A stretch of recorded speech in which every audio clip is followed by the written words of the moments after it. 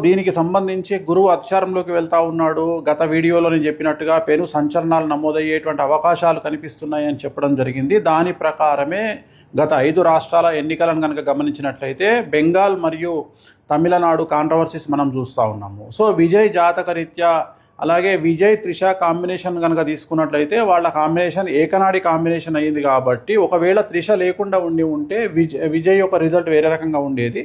But Vijay జాతకరీత్యా కనుక గమనించినట్లయితే తమిళనాడు రాష్ట్ర జాతకరీత్యా గమనించినట్లయితే ఒకవేళ విజయ్ సీఎం అయినప్పటికీ కూడా ఖచ్చితంగా తమిళనాడులో మళ్ళీ ఎలక్షన్లు వచ్చేటువంటి అవకాశాలు 100కి 1000% కనిపిస్తూ ఉన్నాయి.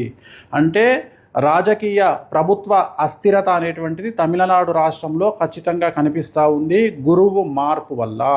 ఎందుకంటే గురువు మారినటువంటి రాశిని బట్టి తీసుకుంటే, రాష్ట్రం యొక్క రాశిని బట్టి తీసుకుంటే పెను సంచలనాలు ఆ గురువుకు సంబంధించినటువంటి రాష్ట్రాలలో ఏర్పడేటువంటి అవకాశాలు కనిపిస్తూ ఉన్నాయి. దాని కారణం చేత తమిళనాడు రాష్ట్రంలో ఖచ్చితంగా మళ్ళీ తిరిగి ఎలక్షన్లు వచ్చేటువంటి అవకాశం కనిపిస్తూ ఉంది.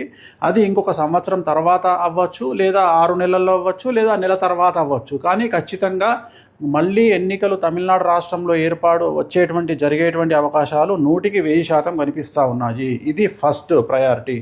రెండవది, పశ్చిమ బెంగాల్ రాష్ట్రానికి సంబంధించి ఒకవేళ బీజేపీ ప్రభుత్వం ఏర్పాటు చేసినా కూడా మళ్ళీ ఖచ్చితంగా రాష్ట్రపతి పాలన విధించేటువంటి అవకాశాలు కనిపిస్తూ ఉన్నాయి. ఇక మీదట మమతా బెనర్జీ జాతకంలో తిరిగి ఎన్నికలలో పోటీ చేసి మళ్ళీ ముఖ్యమంత్రి అయ్యేటువంటి యోగము మమతా బెనర్జీ జాతకంలో కనిపించడం లేదు.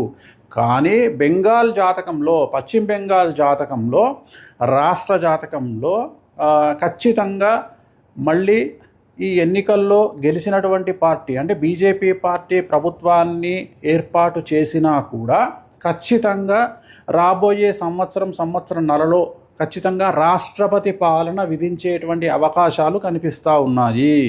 కారణము బెంగాల్ రాష్ట్రానికి సంబంధించినటువంటి పశ్చిమ బెంగాల్ రాష్ట్రానికి సంబంధించిన జాతకం పరంగా రాబోయే సంవత్సరంన్నర పాటు మమతా బెనర్జీ జాతకంలో 2027 సెప్టెంబర్ వరకు అష్టమ శని నడుస్తూ ఉంది.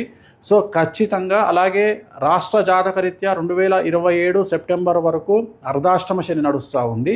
కాబట్టి పశ్చిమ బెంగాల్ రాష్ట్రంలో చాలా తీవ్రమైనటువంటి తీవ్రవాద ఉగ్రవాద చర్యలు అలాగే మత కల్లోలాలు జరిగేటువంటి అవకాశాలు కనిపిస్తూ ఉన్నాయి. దాని కారణం చేత కర్ఫ్యూ విధించడము, అలాగే బందులు జరగడము, అలాగే రోడ్ల మీద హింస చెలరేగడము, రాష్ట్రపతి పాలన వరకు సిచ్యువేషన్ వెళ్ళేటువంటి అవకాశాలు ప్రస్ఫుటంగా కనిపిస్తూ ఉన్నాయి.